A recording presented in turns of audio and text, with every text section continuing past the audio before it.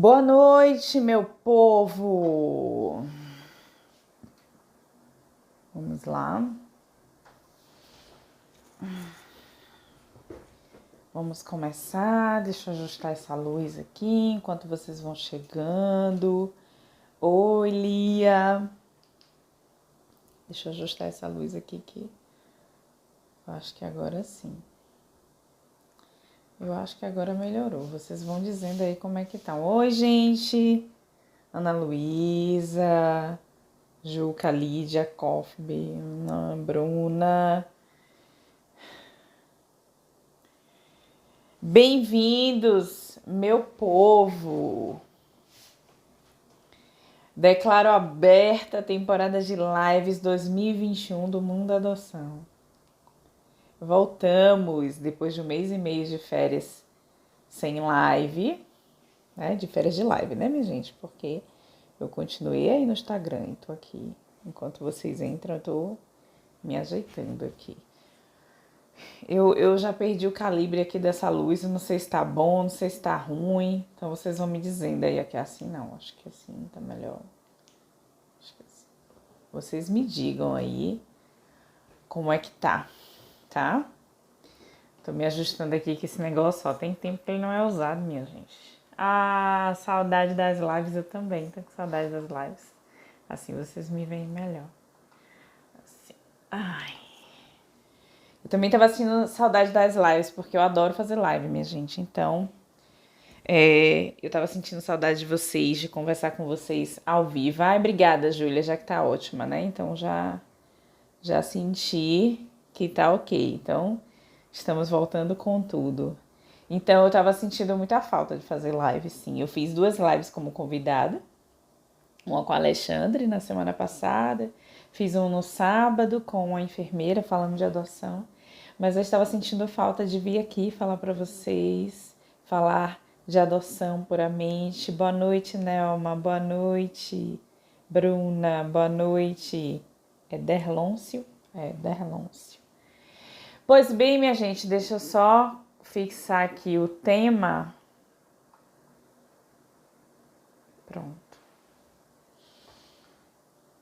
Então vamos lá, vamos começar essa temporada de live 2021. Eu quero dar boas-vindas às pessoas novas, porque de lá pra cá, né, de dezembro pra cá, já apareceram muitas pessoas que ainda não me acompanharam em lives aqui. Eu sozinha na live aqui do canal. Então eu quero dizer para essas pessoas que elas são muito bem-vindas, né? Eu vou me apresentar, mas é todo mundo muito bem-vindo. Eu quero dizer que toda quinta-feira temos lives às 21h15. E eu abri uma caixinha e as pessoas disseram os assuntos que queriam. E esse foi um assunto pedido. Então, as lives que eu faço aqui, vocês que estão chegando agora, são lives que vocês escolhem, né? Então, eu trago aqui, eu arrumo o assunto, eu monto nosso roteiro. E a minha live, né? Eu gosto muito de fazer uma live que eu chamo de co-criada, né? Uma live que vocês vão construindo junto comigo. Eu trago sempre um roteiro, mas o roteiro sempre se envereda pelo que vocês trazem, pelas perguntas. E aí eu lembro de mais coisas que eu não coloquei e assim a gente vai, minha gente. E é assim que a gente segue nas lives aqui do Mundo da Adoção. Então, muito obrigada por estarem aqui. Eu sou a Aline Santana, sou psicóloga, sou de Salvador, mas hoje moro aqui na região metropolitana de Salvador, que é Camaçari. Eu trabalho com adoção aí desde 2012, entre trabalhos voluntários, estudo acadêmico, formações, atendimentos em consultório. O meu foco é trabalhar com pais e filhos, né? Tanto os pais, os pretendentes e os filhos. Então eu atendo todo esse público da adoção. Sou psicóloga infantil também, atendo crianças que não são adotadas juridicamente, né? Eu falo juridicamente porque afetivamente todo mundo precisa ser, viu? Além de todos esses papéis, eu tenho um papel mais importante, que eu sou mãe de Miguel, que tem 1 ano e 3 meses, né? Quase 1 ano e 4. lindo e maravilhoso que me ensina todo dia aí o poder do vínculo, desse vínculo construído. E é isso, minha gente. Me apresentei para vocês e estou aqui. Tá? Se for a primeira vez de vocês, me avisem aqui, se vocês estão aqui pela primeira vez. A gente está retomando a nossa temporada de live agora, depois de um tempo. E hoje vamos falar sobre trajetórias interrompidas. Perda e infertilidade como motivação. Quando a perda e a infertilidade é a motivação, né? É a motivação aí para adoção. Essa semana eu publiquei algumas coisas. Ô, Lore, linda, obrigada por estar aqui. Essa semana eu publiquei aí, fiz 2 postagens relacionadas ao nosso assunto de hoje, a luto, a questão de... Oi, Juca, a primeira live, seja bem-vinda. Eu falei sobre luto, Samara também, é Samara ou Samara, gente? Eu sempre me atrapalho aí nessas pronúncias. Então, essa semana eu falei de algumas coisas que são relacionadas à infertilidade, à perda e à vivência desse luto. E aí eu quero conversar, né? A gente bater um papo hoje sobre isso. Tereza. Marina, bem-vinda. Tereza tá dizendo que eu já tô retomando a live dando porrada no povo. Minha gente... Quem tá aqui comigo já tá acostumado a receber as postagens de reflexão. Pá! Toma nos peitos. Reflete aí, minha gente, porque para adoção a gente precisa se conhecer muito e a gente se conhece refletindo sobre os temas, refletindo sobre aquela decisão que a gente achava que já tava, beleza, aquilo que eu achava que já estava resolvido e que eu dou ali uma cutucada para sacudir, para ver se está resolvido mesmo. Se a gente sacode, né, e ainda cai alguma folha seca, é hora da gente rever. Então, se vocês estão chegando agora, vão acostumando que é bem assim que a coisa funciona aqui, tá? Dá uma passeada, lê as postagens que vocês vão perceber como é a coisa, mas é tudo com muito carinho, é tudo com muito jeitinho, porque a gente vai falar de um assunto sério, a gente vai falar de um assunto que toca, mas a gente pode falar, né, de um jeito leve e com carinho. Então a gente vai falar sobre isso hoje, sobre uma coisa que pode, no primeiro momento, ser aquela coisa bem pesada, né, que é essa coisa do luto, da perda, da infertilidade, do choro, do sofrimento, mas que a gente vai falar aqui para refletir, a gente vai conversar. Vocês podem trazer experiências de vocês, podem trazer as questões de vocês, que a gente vai aqui construindo tudo isso. Mas, bem, vamos lá. Devidas a apresentações feitas, boas-vindas feitas, e a gente aí vai começar o nosso assunto. É um mito, eu já vou começar dizendo assim, que toda pessoa que resolve adotar, ela é infértil, né? Ou ela é estéril. Na linguagem popular, não pode ter filhos, que a gente sabe que não é poder ter filhos, é o fato de não poder gerar. Ter filhos, a gente pode ter filhos de várias maneiras. Mas, além de ser um mito, né? Por ser um mito, não significa que a grande maioria das pessoas chegam, sim, na adoção, né? Tem essa motivação por conta de uma impossibilidade de gerar. E a gente não pode deixar isso de lado e não pode deixar essas pessoas de lado e deixar de falar da dor que elas podem carregar, né? E aí a gente tem a infertilidade e a esterilidade como um pano de fundo para essa adoção, né? Para essas pessoas. E é importante que, aí eu já falei em alguns locais que eu falo assim, olha gente, se você está adotando porque não pode gerar, tenha consciência de que o seu luto precisa ser vivido. Você precisa entender se isso já não dói mais em você. E aí as pessoas falam, mas então é errado se eu perdi um filho, ou se eu não posso gerar filhos, eu querer adotar. Não, gente, de maneira alguma. Errado não é. Mas a gente precisa falar sobre isso porque a gente precisa falar como que isso chegou em você e como que está resolvido, né?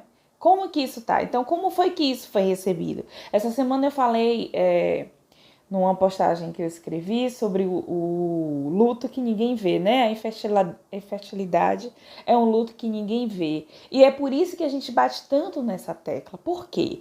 Eu, principalmente, bato muito nessa tecla. Porque, como é um luto que não é validado pela sociedade, né? As pessoas, elas não acreditam que isso é um luto que precisa ser vivido, simplesmente porque não existe um objeto concreto ali de perda, né? Uma coisa é você perder um familiar, uma coisa é você perder um emprego, outra coisa é você perder uma perna, enfim, várias coisas que a gente pode perder na vida, mas o luto da infertilidade é um luto que a pessoa não enxerga dessa forma. E por quê? Porque ali é uma perda de uma capacidade de algo se fazer concreto e que não se fez. Então, para as pessoas que estão de fora, isso é muito difícil de entender. Gera uma ambivalência de pensar assim, isso foi uma perda mesmo ou não é uma perda? Então, se a pessoa passa ali, ela recebe esse diagnóstico, que muitas vezes já é silencioso, porque aquele tratamento o casal fez ali sozinho, caminhou naquela estrada de forma solitária, né? Só tendo um ao outro, muitas vezes andando como se fossem juntos, mas solitários, mesmo estando ali juntos. E as pessoas muitas vezes não conseguem entender que isso é uma perda. Pode não ter sido uma perda concreta, não existiu um corpo que se foi, não existiu, mas existiu uma perda da capacidade de se fazer alguma coisa, de se gerar. Então, para quem vive, é uma coisa muito sozinha.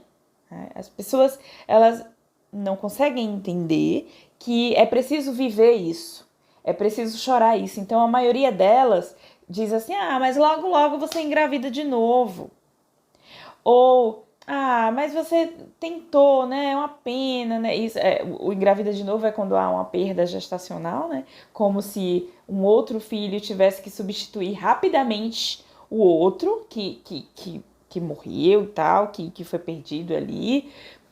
Ou a pessoa fala assim, é uma pena, né? Poxa, que pena. E olha para aquela pessoa que não pode gerar como se fosse, meu Deus, acabou o mundo. E esse olhar faz com que as pessoas, e eu recebi comentários, recebi muito direct falando sobre a postagem, sobre se sentir menos mulher por conta disso, porque isso tem muito a ver com o papel social que as pessoas colocam em cima da mulher. Que é aquela coisa, a mulher foi feita para gerar, você tem um script de vida para viver. Você cresce, aí você estuda, você se forma, você casa, você engravida, você tem um filho, aí você tem 2 filhos, aí quando você tem 3 as pessoas já acham demais. E o script é esse, as pessoas querem que você viva um script. Né? Que você viva e quando esse script para, e quando essa é a responsabilidade, e quando uma mulher, mesmo que ela possa gerar, ela diz que não quer gerar, isso também é um absurdo para as pessoas que estão ao redor, porque você deixou de cumprir um papel que a sociedade disse que você tinha que fazer. Então, no momento em que você diz que não pode gerar, o que já é um pouco difícil de dizer para as pessoas, porque já está ali com a dor e as pessoas vão ter aquele olhar. Quando se diz, é como se as pessoas se voltam com um olhar de pena, como se você deixasse de cumprir uma etapa. Meu Deus, que pena, né? E isso, gente, é sentido de forma diferente para o homem e para a mulher. Eu fiz essa pergunta também lá nos stories e as pessoas responderam exatamente isso, que é muito diferente e que muitas mulheres levam a culpa por conta do homem não querer falar para ninguém. Porque é como se ele não pudesse gerar, ele fosse impotente. O que não tem nada a ver uma coisa com a outra. O que não tem nada a ver sexualidade com questão de esterilidade. né? Nada a ver, nada a ver. Mas sempre que um casal não consegue gerar filhos aí, tem um período que os médicos falam, a partir de 35 anos são 6 meses, menos que isso, 1 ano de tentativa.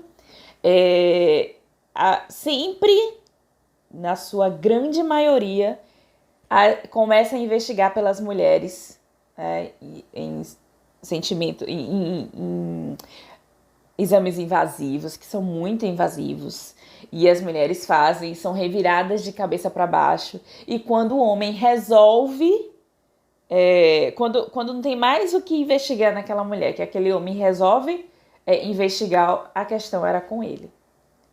E podia ter sido evitado. Então o sofrimento já começa daí.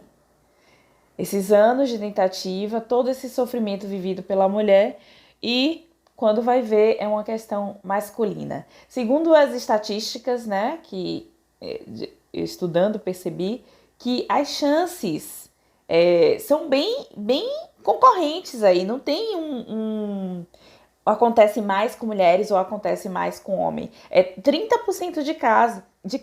E os outros 30 e poucos por cento lá é do casal como um todo, né? De algo aí que acontece com o casal. Então, se as chances são iguais, por que precisa fazer primeiro o exame nas mulheres, as mulheres reviradas de cabeça para baixo e não nos homens? Justamente por isso, porque a forma com que eles recebem essa notícia, a forma com que a sociedade enxerga isso, o machismo aí tóxico, né, que as pessoas estão usando hoje, esse machismo, o quanto ele massacra também os homens, né? Não só nós mulheres, mas eles massacram também os homens, a ponto desses homens não conseguirem admitir que eles têm uma questão de não poder gerar, porque isso fere diretamente, na visão deles, a questão da sexualidade deles, né? O que não tem exatamente nada a ver. E aí, gente, a gente começa a falar sobre isso porque toda essa questão de quem é que não consegue gerar, quem é que não consegue admitir, ou não consegue aceitar, ou não consegue... Tudo isso é preciso falar, porque quando esse casal, quando essas pessoas decidem pela adoção, tudo isso vai entrar em xeque. Tá? Todas essas questões entram em xeque, e essas questões elas reverberam, pode não parecer, mas essas questões reverberam lá na adaptação, na vinculação, na questão de convivência com essas crianças, em como essas dificuldades vão ser refletidas em vocês. Então, é importante estar atento a isso, porque pode parecer... não, a gente fala aqui de adoção, mas não, a gente precisa falar disso. A gente precisa falar. Eu trabalho muito com a saúde emocional dos pais e pretendentes, né? E eu falo de tudo que envolve questões que possam aí levar a alguma dificuldade nesse processo de adoção. E essa é uma delas, tá? Eu vou ler um pouquinho aqui o que vocês estão falando para que a gente possa continuar falando aí da...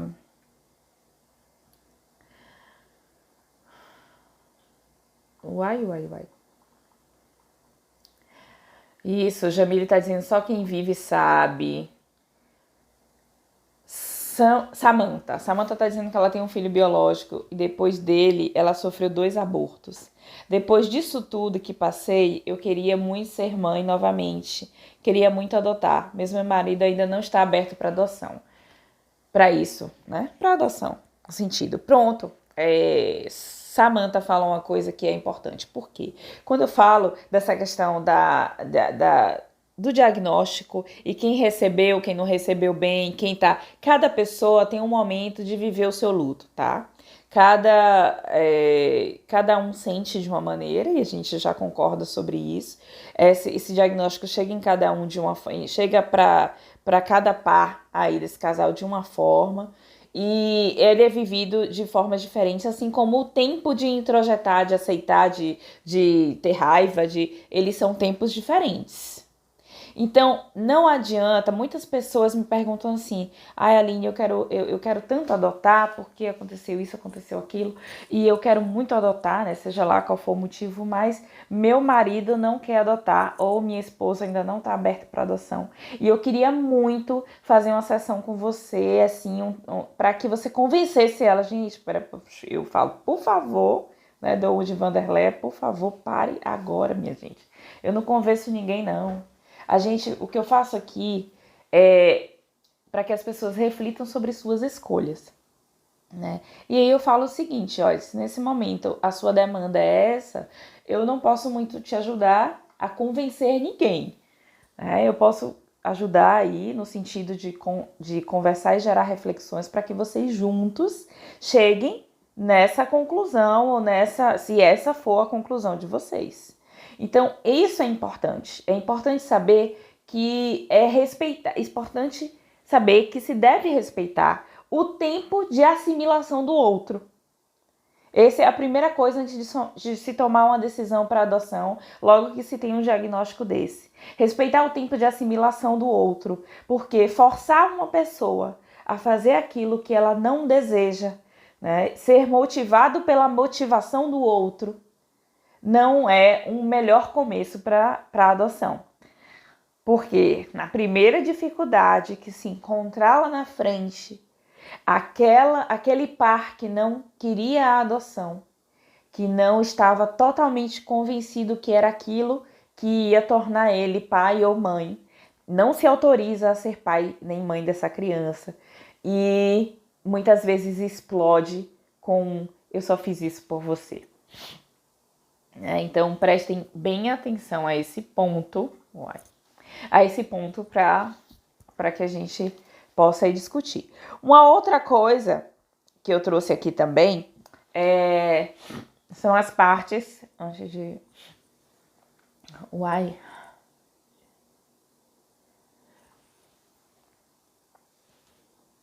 Pronto, antes de falar é porque eu tô vendo. Teresa tá dizendo que fomos educados para ser mãe. Pronto, Samantha traz a questão de que ela tem um filho biológico, que ela fala, né?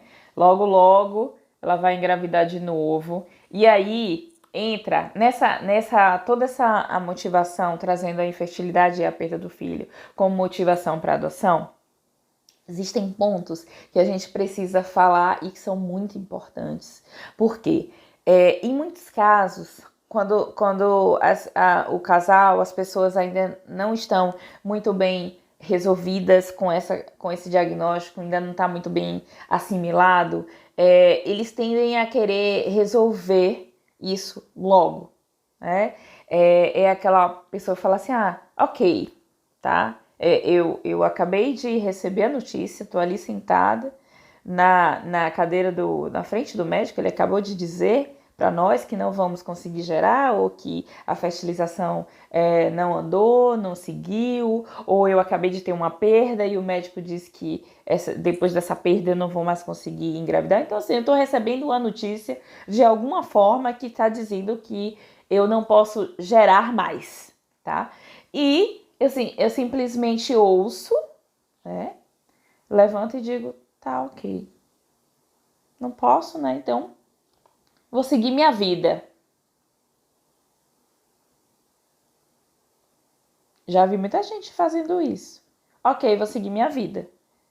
Mas e essa perda? Como é mesmo? Não foi uma perda?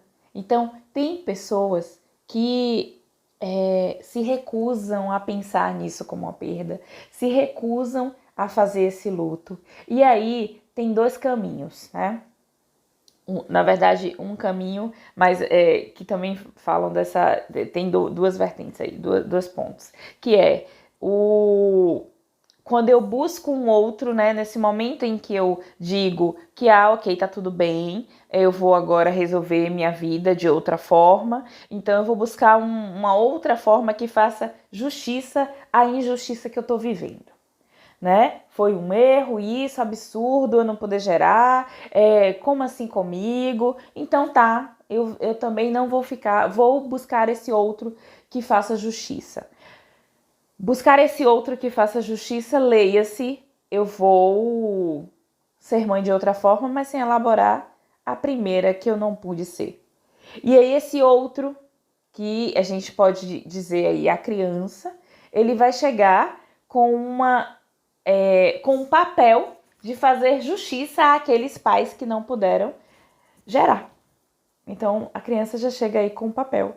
E se recusar a fazer o luto, também tem um outro ponto, que é ok, tá tudo bem, eu vou economizar psicologicamente esse meu sofrimento, eu não quero entrar em contato com isso.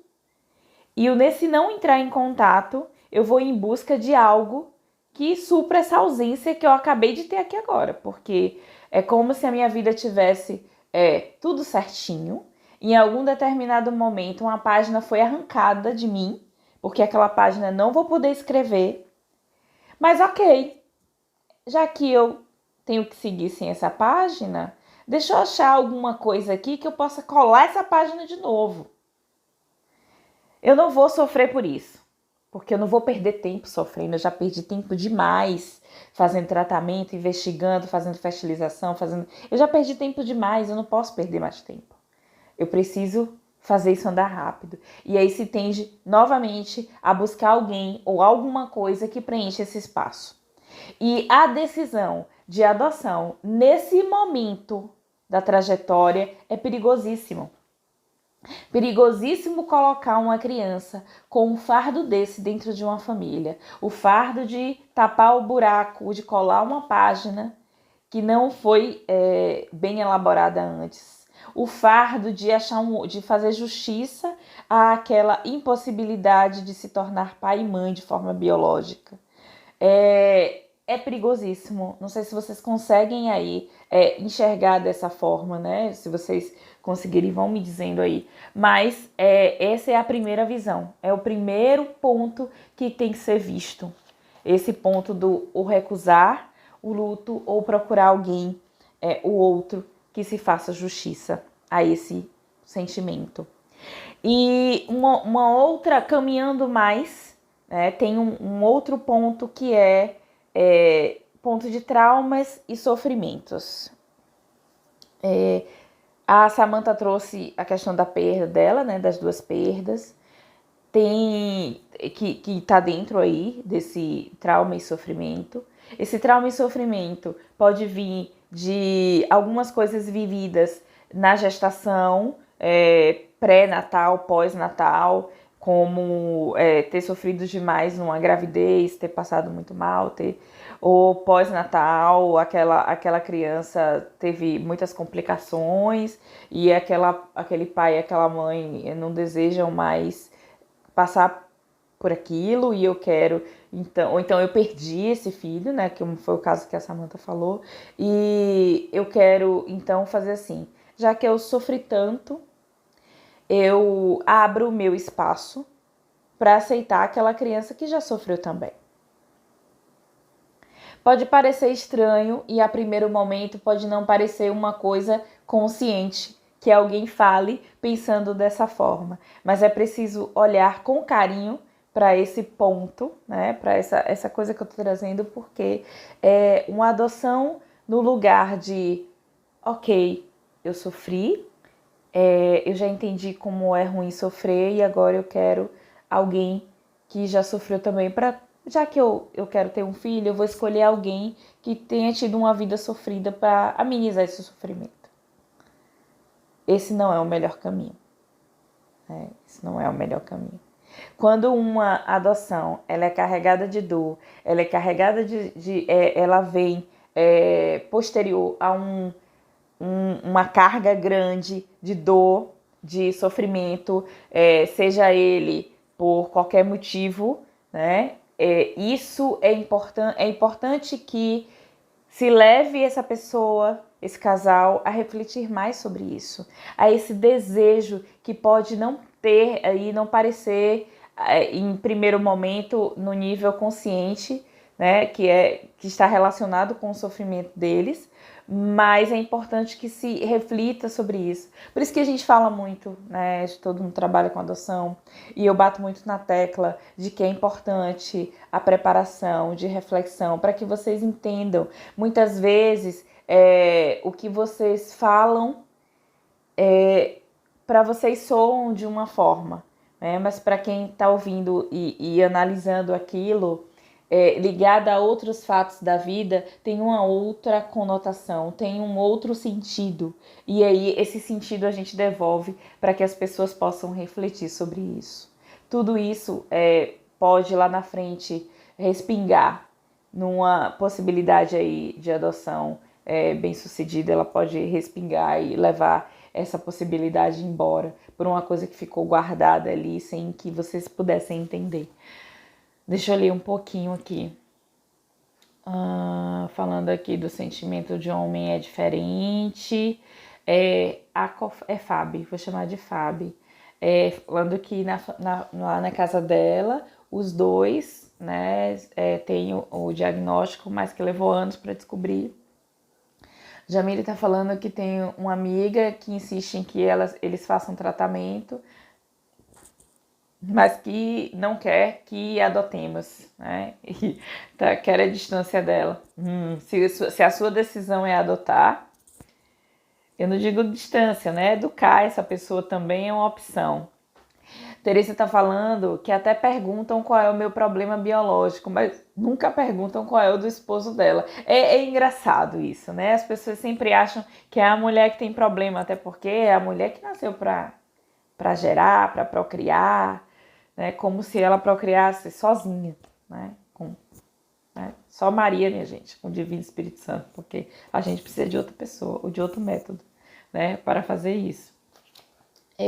Daiane está dizendo, sempre ouça a seguinte frase: agora que você adotou, você vai ver, vai engravidar. Gente, é importante trazer isso, porque tem muita gente que olha a adoção como tratamento de infertilidade, como se fosse assim, você adotou e agora você vai desencanar e você vai engravidar, como se a infertilidade fosse causada apenas e exclusivamente por questões de bloqueio mental. A gente sabe que isso interfere, sim. As pessoas que estão mais ansiosas em engravidar, elas tendem a não engravidar tão rapidamente, sim, porque a ansiedade atrapalha. Mas não é só isso, existem questões físicas, questões orgânicas, que as pessoas às vezes parece que esquecem isso. E aí acreditam que a adoção é um tratamento de infertilidade. Agora que você adotou, você vai engravidar. Então eu usei essa criança como uma ponte para poder eu agora ter uma gestação. Não é assim, minha gente. Parem de falar isso. Se você está assistindo aqui e já falou isso para alguém, não fale mais não. Não fala esse negócio, porque a adoção nunca foi, nem nunca será tratamento para a infertilidade de ninguém, tá certo? Quem tem filho biológico nos acham louca por estar de luto que não teve nem gestação. Eu não entendi direito, Sandra. Quem tem filho biológico nos acham loucas. Como pode estar de luto se não teve nem gestação? Mas é isso.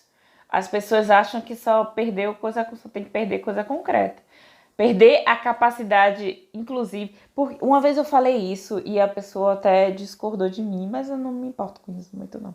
Mas foi o seguinte, eu falei assim, mesmo que a mulher, a pessoa, não vou falar a mulher só, porque nesse caso o exemplo que a pessoa me deu foi esse. Mesmo que a pessoa, ela não tenha a escolha de gerar, isso é a escolha da mulher, tá? Gerar, né? Só a mulher pode gerar. Então, mesmo que isso não tenha sido escolha da mulher, por exemplo, eu escolhi não gerar. Mesmo nunca tendo tentado, eu escolhi não gerar. Então, eu vou seguir aí fazendo o que eu... E por acaso, eu descubro que eu não posso. Existe um luto, mesmo eu não querendo. Porque é o luto de não poder escolher. Porque antes eu podia escolher. Se eu quisesse mudar de ideia em algum momento, ok, tava lá, eu podia gerar porque agora eu mudei de ideia. Mas existe agora não escolher. E isso também pode gerar um luto mesmo. Aquela mulher não querendo é um luto da impotência do corpo. É um luto de dizer assim, agora eu não posso dizer mais que eu não quero. Não é? Vamos... A Teresa falando aqui do filho que chegou. A criança já chega com o fardo do abandono, é desumano, queremos acrescentar um outro fardo super desumano. Entende como falar disso que a gente está falando hoje aqui, como motivação, né, para adoção, é super importante porque a gente está falando de uma vida que vai chegar e de uma vida que já tem uma história e que você vai pegar parte da sua história e vai jogar um fardo enorme nessa criança. Não tem sentido algum. Então as pessoas precisam ter essa noção, precisam ter esse entendimento. Porque o que acontece, gente? Quem vem de tratamento, de anos de tentativa, né, já está ali desgastado por isso, desgastado por esse tempo. E aí chega, eu quero meu filho já. Eu quero porque já tenho anos esperando. Foram 10 anos, 15 anos de tentativa. E agora eu quero mais. Então, essa situação, ela é perigosa em vários sentidos. Eu quero logo, então eu não reflito sobre o que eu quero.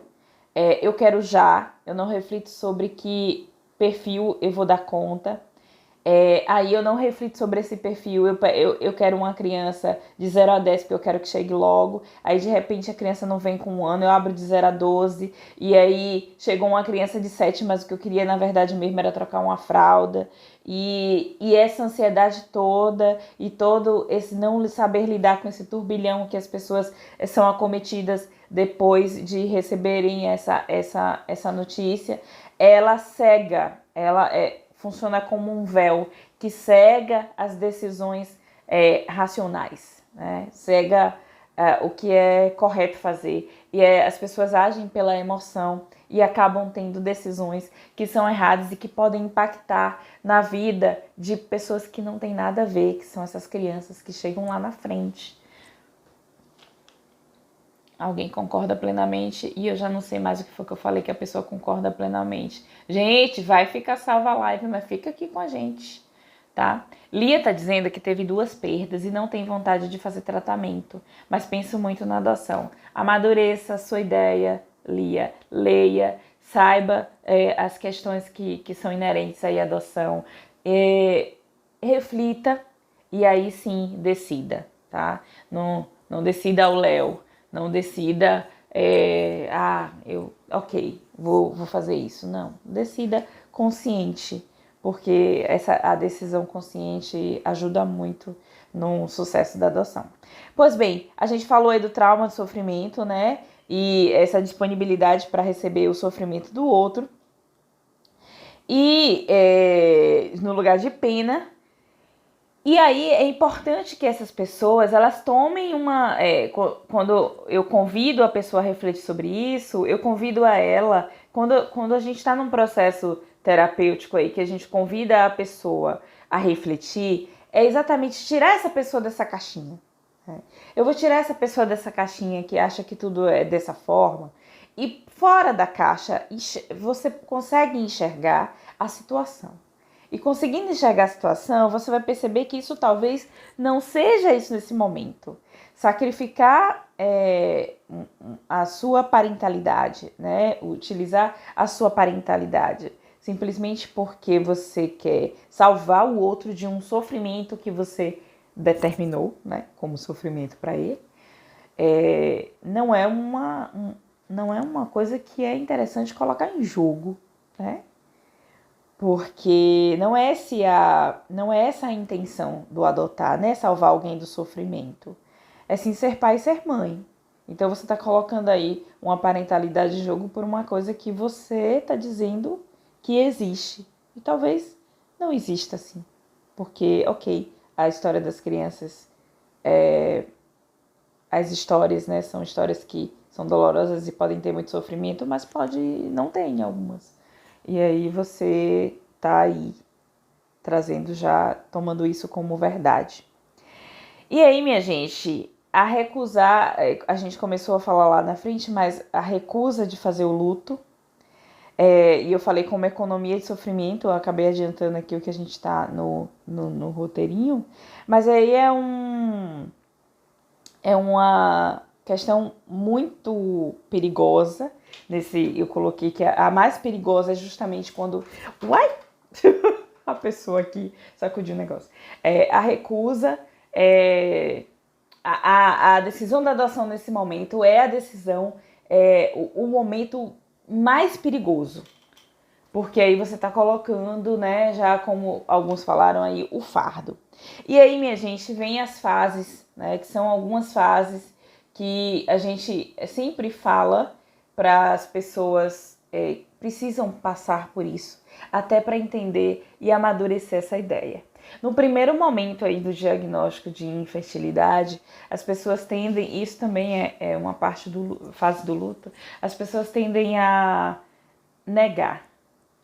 Então, não é possível isso não está acontecendo, eu nego, eu entendo, não é possível que isso aconteça, é uma coisa aí que, não, eu vivo na negação, né? Eu não quero acreditar, eu busco tratamento, eu continuo fazendo tratamento, mesmo tendo dito que as chances são de, sei lá, 0,0%, então eu vou atrás de tratamento, eu vou atrás de quem disse que se eu tomasse chá disso era isso, chá daquilo funcionava. E porque nesse momento de negação também é perigoso. Nesse momento em que a pessoa quer ser mãe, quer ser pai a todo custo, se ela decide por uma adoção nesse momento e uma pessoa chega e diz assim, olha, isso acontece muito, tá, gente? E eu tô alertando vocês porque quando a pessoa diz que ela quer adotar, aparecem crianças, como dizia minha avó, pelo ladrão, minha gente. Aparece criança pelo ladrão,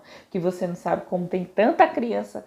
Aí as pessoas vão aparecer e vão dizer, olha, fulaninha, filha de não sei quem, tia de não sei quemzinha, que tá lá no interior, dos Cabrobró, do, sei lá, um lugar bem longe aí, gente, uma cidade bem longe, que eu não tô ouvindo agora na mente, mas tá lá, no interior, que você nunca ouviu falar na vida.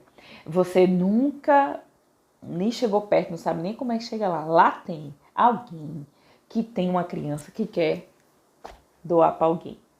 A pessoa que está nesse período de negação e que decide que quer ser mãe por todo custo, que quer adotar, acha que isso é uma adoção. Às vezes, mesmo sabendo que não tá tão cego por isso que aceita. Vou repetir para vocês, isso é adoção ilegal, tá? E adoção ilegal pode gerar pena e é isso, cadeia mesmo, né? Pena é falar bonito no direito, mas pode, gente, gerar cadeia. Isso é muito perigoso, isso não é legal, então não caiam nessa armadilha. Então, para vocês não caírem nessa armadilha, vocês precisam ali, estar seguros do que vocês querem, entender como é que a adoção funciona. E dentro do processo de negação, isso é uma coisa meio difícil de acontecer. E aí, vem lá a raiva e o luto, né? A raiva e o luto, eu tenho raiva de mim, eu tenho raiva do meu corpo, eu tenho raiva da pessoa que impediu de eu ter um filho, eu não sei se eu quero mais ficar casada, porque se eu tivesse casado com outra pessoa, talvez eu tivesse a chance de realizar o meu sonho, então eu culpo a outra pessoa, eu tenho raiva, e aí nesse processo, é um processo que o casal ou a pessoa, enfim, ela tá aí assimilando que ela não pôde, assimilando que não existem, assim, tantos culpados e que não é bem dessa forma. E nesse processo há uma perda, aí geralmente uma perda de confiança em eu não posso gerar, então eu não consigo ser mãe. Eu não posso gerar, então eu não consigo ser pai. Então existe uma perda de confiança na própria capacidade de parentar, né? De maternar, de paternar. Então, assim, não posso, eu não consigo, né? Se eu não posso gerar, não consigo exercer esse papel. O que não é, né, gente? Mas essa perda de confiança existe. E uma criança chega numa família, neste momento, no momento em que estão se procurando culpados, e que estão procurando justificativas, né? E que está se colocando a culpa um no outro. E essa criança chega como muitas vezes uma cola para esse casamento que parece que está acabando, Porque nesse processo, ou o casal se une, ou o casal se separa, né? Eles vão viver aí, se separa, que eu digo, ou eles passam por isso mais unidos, ou eles vão se afastando cada vez mais. E uma criança chegar nesse momento, no momento em que essas pessoas estão com a dificuldade de aceitar esse processo e que estão ali com um abalo na confiança de parentar, gente, quase tender ao fracasso. Porque tá chegando um filho que vai exigir de mim essa habilidade e eu tô ali perdido. Ou então esse filho chega porque aquele marido ou aquela esposa não quer ver aquele pai sofrendo, aquela mãe sofrendo, e aceita aquela decisão sem ter refletido muito, aceita que aquele filho chegue, mas não se autoriza a ser pai ou mãe daquele filho. E aí aquele filho chega para preencher a alegria, para colar, para ser uma cola para aquele casamento e que não funciona. Não funciona porque não era essa a solução. E aí o que é que pode acontecer? Devolução. Né? E isso a gente não quer que aconteça. Um outro ponto, e aí é um ponto que a gente acredita, né? Pelo menos que eu acredito, que é o momento ideal para se decidir, é o momento de aceitação. Né? E nesse momento que eu percebo que o gerar não tem nada a ver com ser mãe ou ser pai, eu consigo refletir sobre isso, eu consigo aceitar outras formas de parentalidade que não aquela em que eu tinha pensado inicialmente. Eu percebo que isso é uma construção e que pode sim, eu posso, o que é, eu entro em contato, na verdade, com o que é de verdade ser pai e mãe, e entrando em contato com isso, eu percebo que eu posso fazer isso por qualquer criança, por qualquer pessoa que não tenha saído de mim. Eu posso, inclusive, fazer isso com sobrinhos, com afilhados, e eu não tinha percebido isso antes. Então, se eu posso fazer isso com outras pessoas que já não tinham saído de mim, eu posso fazer isso através de uma adoção. Eu posso me tornar pai, eu posso me tornar mãe através da adoção. E nesse momento, sim. Nesse momento é um momento que a gente entende que esse luto foi amadurecido, né? Entendo que essas pessoas estão tomando essa decisão de forma responsável e não aí para resolver uma questão que seria deles. Isso é uma adoção consciente, isso é ser pai e mãe de forma consciente. Né? Me digam aí o que vocês acham, o que vocês concordam. Eu vou ler aqui os comentários, porque agora eu vou responder todos eles. Vamos lá.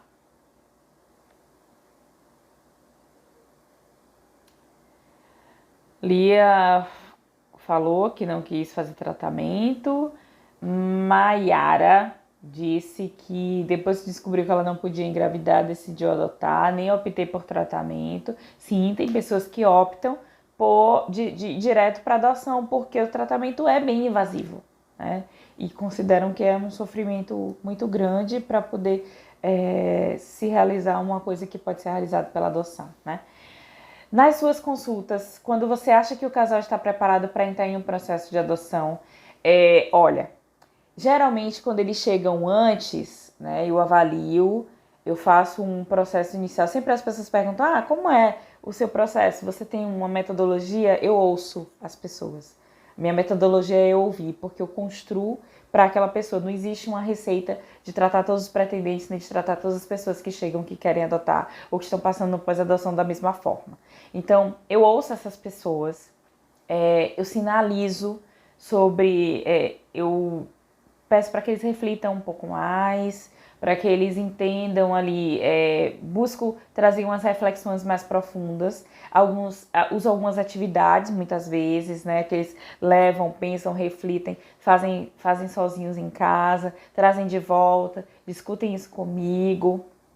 Então, eu percebo ali quando eles conseguem falar de determinadas dores já sem tocar tanto. Muitas vezes é sutil. Eu acho, as pessoas chegam achando que estão preparadas. Não, olha, já recebi casal assim, ó. Eu vim aqui porque a vara disse aqui que era para eu vir para decidir sobre determinado ponto, que era para fazer terapia, mas eu acho, isso já tá no processo de habilitação, tá, gente? Mas assim, eu acho que não, tá tudo bem, ok, a gente veio porque eles pediram. E quando a gente vai fazer a primeira atividade, o primeiro momento ali, a gente percebe que tem muito mais coisa daquilo. Às vezes tem um luto não vivido pela aparência física, às vezes tem um luto não vivido ainda pela família extensa, ou eu queria dar um neto para alguém e não pude fazer isso e estou sofrendo por isso, minha mãe, tá? Enfim. Aparecem várias coisas e aí a gente vai trabalhando e eu vou sinalizando. Então eu acho que dessas coisas que a gente viu num primeiro momento, quando eu consigo perceber que aquele casal ele tá ali um pouco mais amadurecido, né? Porque eu digo que pronto ninguém tá, né? A gente tá preparado. Pronto a gente não tá para nada na vida. A gente se prepara, porque é no encontro que as coisas acontecem. Então quando eu percebo que essas coisas já estão algumas atitudes que eles trazem, algumas dores que foram faladas naquelas primeiras sessões e que já estão sendo faladas de uma outra forma, do lugar de uma elaboração, aí sim eu sinalizo de que eles podem estar prontos para começar essa jornada, né? E que é uma jornada grande, não significa que parou ali. E aí a gente continua, a gente vai continuando e o processo vai rolando, né? Como saber se o luto já foi vivido totalmente? Ah, Elia, geralmente, muita gente pergunta isso. E é bem o que eu acabei de falar aqui, que é quando você consegue pensar naquela questão sem que doa tanto, né?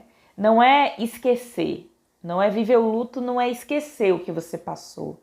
E se ter lembrança daquilo como um capítulo da sua vida e não ter mais aquela dor inicialmente sentida, né? E que muitas pessoas se recusam a sentir por não quererem entrar em contato. E é isso que a gente fala do economia emocional, economia psíquica, que é se recusar a entrar em contato, e muitas vezes isso vai ser entrado em contato quando a criança já está em casa, né? Pois é, olha, Mayara dizendo que ela nem pensava em ter filho e quando descobriu viveu o luto. Sim, acho que eu respondi a de Tatiane também, que é como saber se ainda estou vivendo o luto. Muitas vezes a gente não descobre isso só, viu, gente? A gente descobre isso em processo terapêutico. Aqui tentamos gerar e não conseguimos. Doeu, sofremos, passamos pelo luto. Depois de 2 anos começamos a conversar sobre adoção. 2 anos depois entramos com o processo e estamos habilitados. Exatamente, Jamile. E pode ser longo, sim. Longo, porque esse processo de elaboração às vezes é longo e muitas vezes esse casal sozinho ele não consegue fazer essa elaboração, né? E é importante que se veja. Olha, as meninas do Ciranda Positiva estão aqui lindas, maravilhosas, minhas colegas conterrâneas que falam de parentalidade e fazem aí essa ciranda da parentalidade girar, muito lindo. Adoro vocês aqui, obrigado meninas. Carlos Papi, oi Carlos, bem-vindo.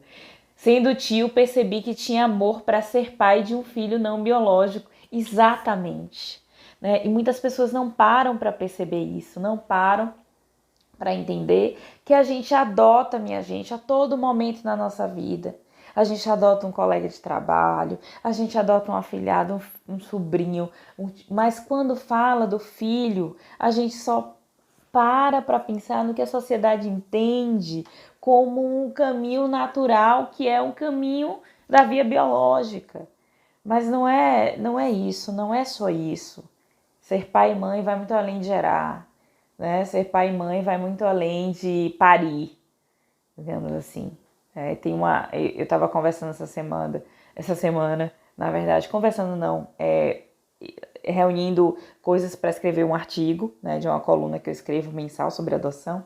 E eu lembrei de uma frase, de uma música que tem aqui de um grupo aqui da Bahia que diz que é mãe, no parto sente dor.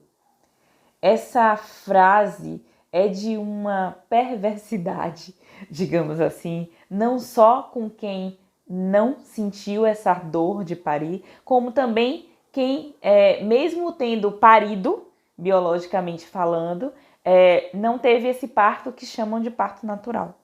Né? Isso é perverso para quem não teve esse processo. Então, não. Mãe que é mãe não necessariamente se faz pela dor. Né? Se faz principalmente pelo amor. Rimou, mas não era para rimar. Aqui foi por acaso. Tá certo? Minha gente, isso que eu trouxe para vocês, né? Que eu queria trazer, acho que eu falei tudo sobre os processos de luto. O que eu peço para vocês, né? Dando aí minhas palavras finais, é que vocês, se vocês estão vivendo isso e vocês percebem que ainda não conseguiram elaborar depois de muito tempo, procure alguma ajuda para que consigam dar esse suporte, né? Para que você consiga dar esse suporte para vocês, para que vocês tomem essa decisão de adoção mais amadurecida e não no calor da emoção, nem na tristeza, no furor da raiva da vida, da raiva do corpo, né? Que essa decisão seja tomada aí de forma responsável. E é isso que eu desejo, e é isso que eu milito aqui, por adoções responsáveis, legais, seguras, para sempre, mas principalmente responsáveis, porque estamos lidando com outras vidas e que já passaram por muitas coisas. Então, tenhamos não só responsabilidade na adoção, mas uma responsabilidade afetiva com esse outro que chega na nossa vida, certo? Tem mais 2 comentários aqui e eu vou responder e vou me embora. Se vocês perguntem agora ou calem-se para sempre. Minha psicóloga Mayara está dizendo, me fez ver que, na verdade, até o filho biológico tem que ser adotado. Nem todo filho é adotado. Não é, Mayara, é verdade. Nem todo filho é adotado. Porque eu atendo crianças que não foram adotadas por seus pais biológicos. E isso é devastador na vida de uma criança. Tá? E todo filho realmente precisa ser adotado. Todos precisam. E eu também recebo pais que não foram adotados, consequentemente não adotam seus filhos. Entendem como a saúde emocional dos pais, a saúde emocional parental, que é o que eu chamo, né? Saúde emocional parental, ela interfere diretamente na saúde emocional de um filho, né? Que a gente tenha, não só filho biológico, mas também um filho que vem por adoção. Então, esse é o meu recado de hoje. Obrigada, Jamile, dizendo aqui live maravilhosa. Tereza dando tchau, batendo palmas. Minha gente, amei essa live. Eu adoro live, né? Então, quem me conhece já sabe que eu adoro live. Quem tá chegando hoje, saiba que eu adoro fazer live. Então, por isso mesmo que tem live semanal aqui, minha gente, viu? Semana que vem vai ter live e vocês vão escolher o assunto, tá? Então, fiquem ligados nos stories, porque eu vou colocar 3 opções para que vocês escolham a live da próxima quinta-feira, tá certo? Se vocês quiserem sugerir lives, fiquem à vontade. Meu direct fica aberto, eu respondo sempre a todo mundo, adoro saber de todas as novidades de todas as pessoas, como andam os processos, como elas passaram pelos processos, adoro, viu? Fui, beijo para vocês, porque se eu não encerrar o Instagram me deixa aqui falando até amanhã de manhã. Beijinho para vocês, gente.